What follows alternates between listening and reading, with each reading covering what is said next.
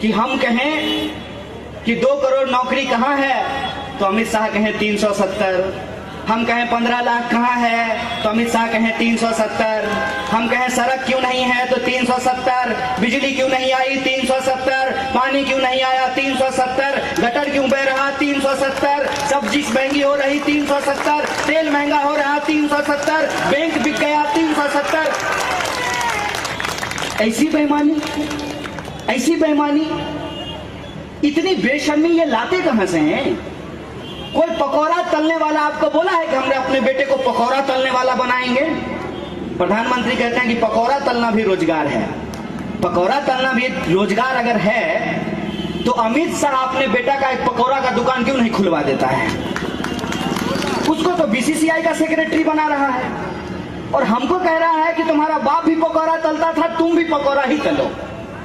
तुम्हारा बाप भी गटर में उतरता था, तुम भी गटर ही उतरो। तुम्हारा बाप भी खेती करता था, तुम भी खेती ही करो।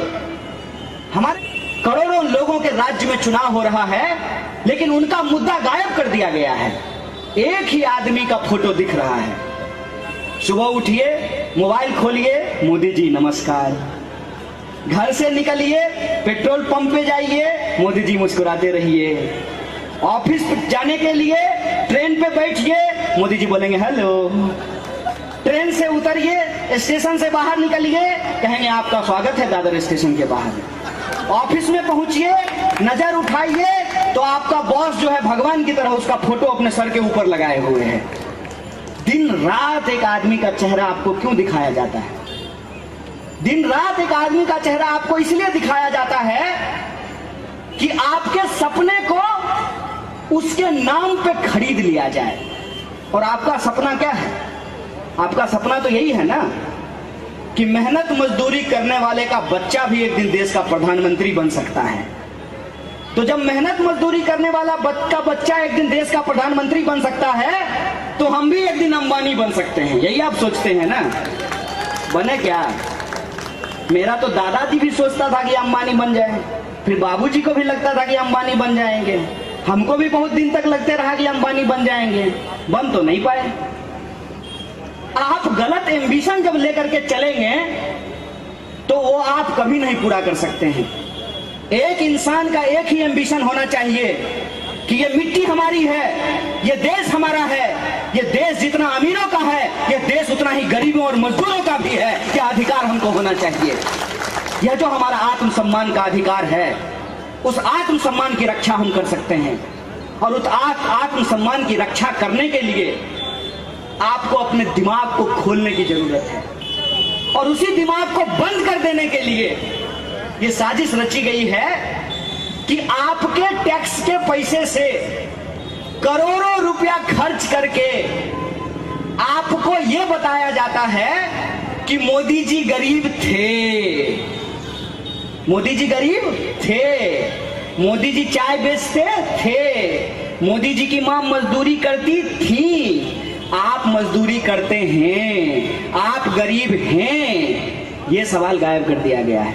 इसको कभी सोचे हैं?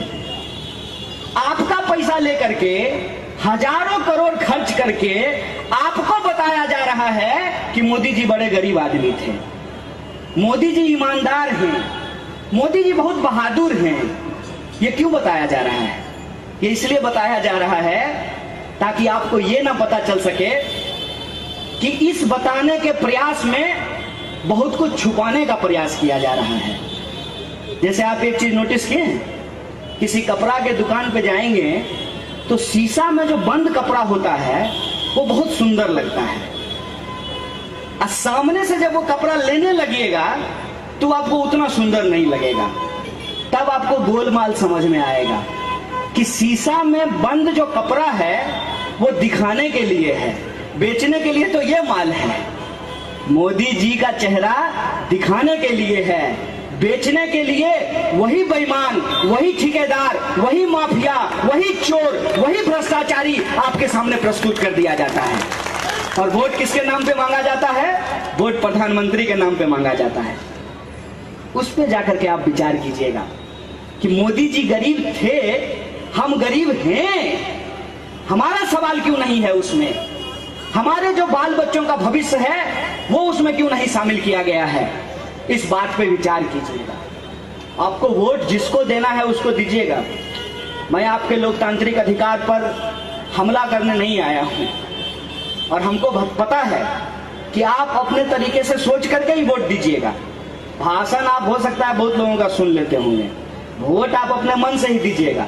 सबके वोट देने के अपने अपने कारण होते हैं। जैसे मंदिर एक ही होता है, लेकिन मंदिर जाने का कारण लोगों का अलग अलग होता है। कोई जूता चुराने के लिए जाता है, बेरोजगार नौकरी मांगने के लिए जाता है, जिसकी शादी नहीं हुई है वो शादी का मन्नत मांगने के लिए जाता है। मंदिर एक ही है, मन्नत अलग अलग है, उद्देश्य अलग अलग है। उसी तरीके से चुनाव एक ही है, वोटर इतने हैं, वोटर का वोट देने का अपना अपना तरीका अलग अलग है। कोई जात के नाम पे वोट देगा, कोई धर्म के नाम पे वोट देगा, कोई पैसा लेकर के वोट दे देगा, कोई बाटली लेकर के वोट दे देगा। हम जानते हैं कि वोट आप अपने तरीके से देंगे, लेकिन बस मैं आपको एक चीज कहने के लिए आया हूं, ये आजादी इतनी सस्ती नहीं है, ये लोकतंत्र, ये जमहूरियत इतना सस्ता नहीं है। अगर आप इसको इतना सस्ता बना देंगे तो एक दिन जिंदगी जो आपकी महंगी है वो बहुत महंगी हो जाएगी। इस बात को आप समझ लीजिए। ये अधिकार जो आज आपको मिला हुआ है, ये अधिकार किसी के भीख में नहीं मिला है। आपके जो पुरखे हैं, डॉक्टर बाबा साहब भीमराव अंबेडकर, भगत सिंह, महात्मा गांधी, मौलाना अबुल कलाम आजाद, अशफाक उल्लाह खां, राम प्रसाद बिस्मिल, चंद्रशेखर आजाद, बटुकेश्वर दत्त, इन लोगों की कुर्बानियों से ये आजादी मिला है। और ये आजादी को अगर आप बचाना चाहते हैं, इस लोकतंत्र को यदि आप बचाना चाहते हैं, तो चुनाव में लोगों के मुद्दे पे आपको वोट देना पड़ेगा। आपको अपने मुद्दे पे वोट देना पड़ेगा। और आपका मुद्दा ये नहीं है कि हम कहें कि 2 करोड़ नौकरी कहां है तो अमित शाह कहें 370, हम कहें 15 लाख कहां है तो अमित शाह कहें 370, हम कहें सड़क क्यों नहीं है तो 370, बिजली क्यों नहीं आई 370, पानी क्यों नहीं आया 370, गटर क्यों बह रहा 370, सब्जी महंगी हो रही 370, तेल महंगा हो रहा 370, बैंक बिक गया 370। ऐसी बेईमानी, ऐसी बेईमानी, इतनी बेशर्मी ये लाते कहां से हैं? और इस बेशर्मी को यदि आप बर्दाश्त करेंगे तो इतिहास आपसे सवाल पूछेगा। इतिहास आपसे पूछेगा कि जब जमहूरियत का गला घोंटा जा रहा था, जब संविधान की धज्जियां उड़ाई जा रही थी, जो आजादी आपको 1947 में मिली, उस आजादी को जब गिरवी रखने का प्रयास किया जा रहा था, चंद मुट्ठी भर दौलतमंदों के घर में जब संविधान के अधिकारों को नौकर बनाने का प्रयास किया जा रहा था, तब आपने आवाज क्यों नहीं उठाई? मैं आपसे अपील करने आया हूं कि आप आवाज उठाइए। अभी पीएमसी बैंक लुट गया है, खाता धारक आवाज उठा रहे हैं। मैंने देखा कि एक खाता धारक, मोदी जी तो मिले नहीं, उनके फोटो के चरण पकड़े हुए थे। फोटो में ही रहते हैं, वो फोटो में ही दिखते हैं। वो परिस्थिति आने से पहले आपको ये विचार करना पड़ेगा। और एक कहानी आपने सुनी होगी कि एक बार जंगल में आग लग गई। बड़े बड़े जानवर या तो तमाशा देख रहे थे या भाग रहे थे। एक छोटी सी कोयल अपने चोंच में पानी भर के उस जंगल की आग को बुझाने का प्रयास कर रहा था। बड़े जानवरों ने हंसकर कहा कि तुम्हारी छोटी चोंच से ये आग नहीं बुझने वाली है। उसने कहा, ये आग तो बुझेगी। आग कैसी भी हो उसको बुझना पड़ता है, नशा कैसा भी हो उसको उतरना पड़ता है। आग तो ये बुझेगी, लेकिन तुम्हारा नाम आग लगाने वालों में और हमारा नाम आग बुझाने वालों में लिखा जाएगा।